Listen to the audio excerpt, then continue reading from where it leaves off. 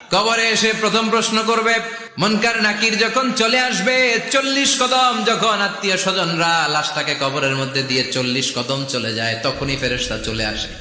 এসেই পরীক্ষা শুরু, মার রব্বুক, তোর রবের নাম কি? আমরা বলবো রব্বি আল্লাহ। দ্বিতীয় প্রশ্ন, ওমা দীনুক, তোমার ধর্মের নাম কি? আমরা কি বলবো? তৃতীয় প্রশ্ন, বিশ্বনবীর চেহারা দেখিয়ে বলা হবে, আতারিফু হাদার রাজুল, এই লোকটারে চিনো নাকি? আমরা বলবো চিনি, আমাদের প্রাণের নবী। সব প্রশ্নের উত্তর তুমি পেরেছো। ফায়ুফসাহু লাহু কবরুহু 70 যিরান, আপনার কবরটারে 70 হাত লম্বা করে দেয়া হবে। ওয়ায়ুফতাহু লাহু বাবুন ইলাল জান্নাহ, আপনার কবর থেকে জান্নাতের দিকে দরজা খুলে দেয়া হবে। ওয়ায়ুলবাসু মিন লিবাসি আহলিল জান্নাহ, জান্নাতের 2টা রেশমি কাপড়ের পোশাক এনে আপনারে পরিয়ে দেয়া হবে। আর বলা হবে, নাম কানাউমিল আরুস, ঘুমাও।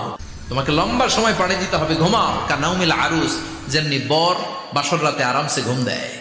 কিয়ামতের জন্য ইসরাফিলের সিংহায় যে ফুৎকার আছে, ওই ফুৎকার ছাড়া কোনো কিছুই তোমার ঘুম ভাঙাতে পারবে না। আল্লাহ, আমরাও যেন 4টা প্রশ্নের উত্তর দিয়ে লম্বা একটা ঘুম দিতে পারি, পড়ে না আমিন।